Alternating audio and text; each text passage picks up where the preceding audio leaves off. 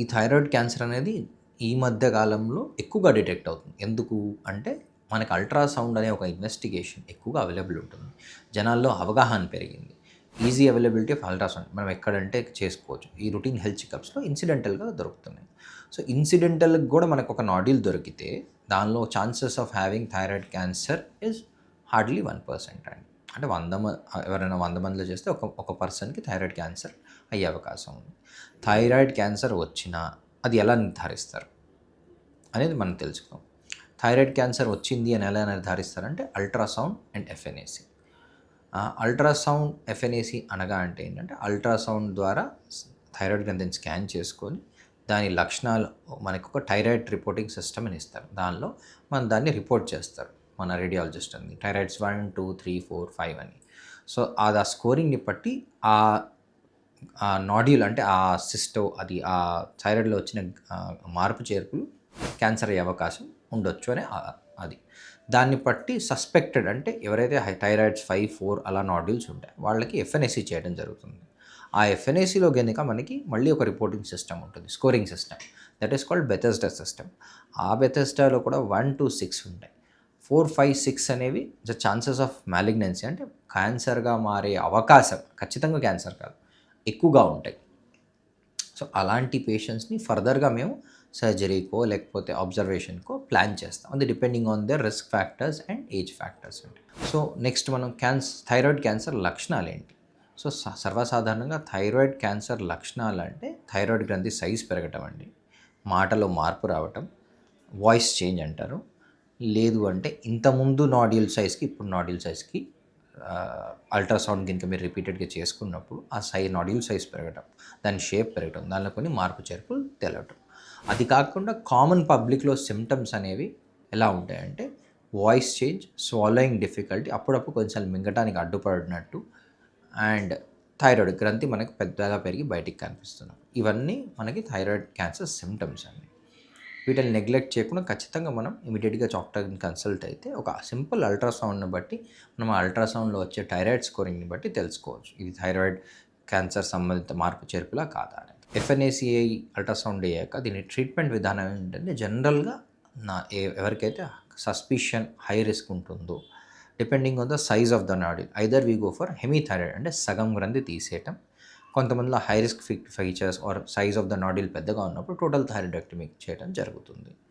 So, ఇది జనరల్‌గా లో రిస్క్ లెస్ దెన్ 55 ఏజ్ వాళ్ళకి ఈ low risk without any nodules అంటే నోడ్స్ కంతులు ఇక్కడ లేకున్నప్పుడు చిన్న సైజ్ నాడ్యూల్స్‌ను only surgery is the option. ఆ తర్వాత రేడియో ఐడిన్ ఆప్షన్ అని ఒకటి ఉంటుంది. అది just as a part of completion of treatment we do radio iodine scanning అండి. అంటే just to be sure that everything is okay అనేది. ఈ మధ్య కాలంలో కొత్త ఎవిడెన్సెస్‌కి ఈవెన్ అది కూడా అవసరం లేకుండా we are just only doing the surgery and just maintaining patient on close observation. అదే high risk cases more than 55 bad variants, పెద్ద నాడ్యూల్స్, చాలా పెద్దగా గ్రంథి పెద్దగా అయ్యలేతే దానిలో ఆ కంతిలు చాలా పెద్దగా అయ్యే పేషెంట్స్‌లో టోటల్ థైరాయిడెక్టమీ ప్లస్ ఆ తర్వాత రేడియోఐడిన్ స్కాన్ చేస్తాం. చేశాక అవసరమైతే రేడియోఐడిన్ థెరపీ అంటాం. అంటే అదొక రేడియేషన్‌తో కూడిన ద్రవ్యం. దాన్ని తాపిచ్చి ఒక 2 to 3 డేస్ ఐసోలేషన్‌లో ఉంచుతారు. అది మాతో పాటు మా న్యూక్లియర్ మెడిసిన్ కొలీగ్స్ ఉంటారు. వాళ్ళు ఈ ట్రీట్మెంట్ చేయటం జరుగుతుంది. సో, అది కూడా depending on the total load and burden of the డిసీజ్‌ని బట్టి డిసైడ్ అవుతుంది. సో, ఫస్ట్ తెలుసుకోవాల్సింది ప్రతి థైరాయిడ్ నాడ్యూల్ క్యాన్సర్‌గా మారదు. దేర్ ఆర్ బినైన్ నాడ్యూల్స్ అంటే కొన్ని కణాలు ఓన్లీ కంతుల్లాగానే సిస్ట్స్ అంటాం అలానే ఉండిపోతాయి.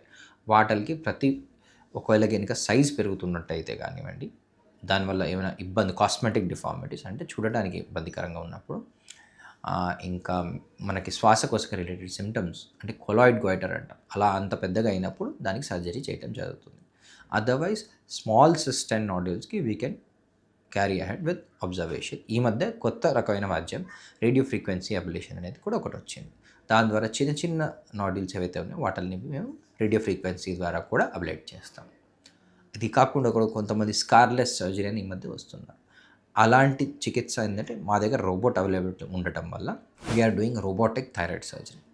అంటే స్కార్లెస్ అని చెప్పను కానీ స్కార్ అనేది మనకి ఎక్స్టర్నల్‌గా మెడ మీద కనిపించకుండా చెవు వెనకాల నుంచి లేదంటే యాక్సిల్ అంటే మన చంక కింద నుంచి మనం ఒక దారి అమర్చుకొని అక్కడి నుంచి థైరాయిడ్ గ్రంథిని తీయడం జరుగుతుంది. కొన్నిసార్లు ట్రాన్స్‌వెస్టిబులర్ అంటే పెదం కింద నుంచి కూడా వెళ్ళి మనము ఆ స్కార్న్ అనేది కనిపించకుండా, బయటికి కనిపించకుండా దాగి ఉండేటట్టు ఈ minimal invasive or minimal access thyroid surgery అనేది చేయటం జరుగుతుంది. ఇవన్నీ శస్త్రచికిత్సలు. జనరల్‌గా థైరాయిడ్ క్యాన్సర్స్ అనేవి శస్త్రచికిత్సకి బాగా రెస్పాండ్ అవుతాయి. The most common and best treatment for thyroid cancers is surgery. ఆ తర్వాత వాళ్ళకి ఫర్దర్ అవసరమైన రిస్క్ ఫ్యాక్టర్స్ని బట్టి అవసరమైతే రేడియోఐడిన్ థెరపీ, లేదు అంటే చాలా తక్కువ మందికి మెటాస్టాటిక్ అంటే బాడీలో స్ప్రెడ్ అయిన డిజీజెస్ చాలా బ్యాడ్ వేరియంట్స్కి మేము అప్పుడప్పుడు కీమోథెరపీ ట్యాబ్లెట్స్, కీమోథెరపీ డ్రగ్స్, అవసరమైతే రేడియేషన్ కూడా ఇవ్వడం జరుగుతుంది. అది థైరాయిడ్ క్యాన్సర్స్లో చాలా చాలా తక్కువ. అంటే ఒక 1000లో 1-2 కేసులు తప్ప జనరల్గా ఒక అందాజాగా, ఎగ్జాక్ట్ నెంబర్ అని కాదు, ఒక అందాజాగా అలాంటి కేసెస్ తప్ప మేము surgery is the most best option for thyroid cancer patients. So చాలామంది అడుగుతారు, ఈ థైరాయిడ్ క్యాన్సర్ పేషెంట్స్ మామూలుగా తినొచ్చా, మామూలుగా బతకొచ్చా, వాళ్ళ ఫ్యామిలీ మెంబర్స్తో, పిల్లలతో, అందరితోటి ప్లేట్ షేర్ చేసుకోవచ్చు. ఇవన్నీ అపోహలండి. థైరాయిడ్ క్యాన్సర్ సర్జరీ అయిపోయాక వాళ్ళ నార్మల్ లైఫ్ స్టైల్ అంటే వాళ్ళు ఇంతకుముందు ఎలా ఉన్నారో అలానే వాళ్ళు వాళ్ళ ఫ్రెండ్స్ తోటి, ఫ్యామిలీ తోటి, వైఫ్ తోటి, పిల్లలతోటి అలానే వెలగవచ్చు. సో ఎటువంటి ఇబ్బందికరంగా ఏముండదు. It is not life threatening, అంటే ప్రాణాంతకం కాదు. చాలామంది మళ్ళీ వస్తుందా సార్ అని అడుగుతారు. ఈ ఒక్కటి ఏంటంటే థైరాయిడ్ క్యాన్సర్స్లో జనరల్గా ట్రీట్ అయిన patients they have to be on a long term follow up. అంటే వాళ్ళ లైఫ్ ఎక్స్పెక్టెన్సీ అంటే వాళ్ళ జీవనకాలం అనేది ఆల్మోస్ట్ నార్మల్గానే ఉంటుంది.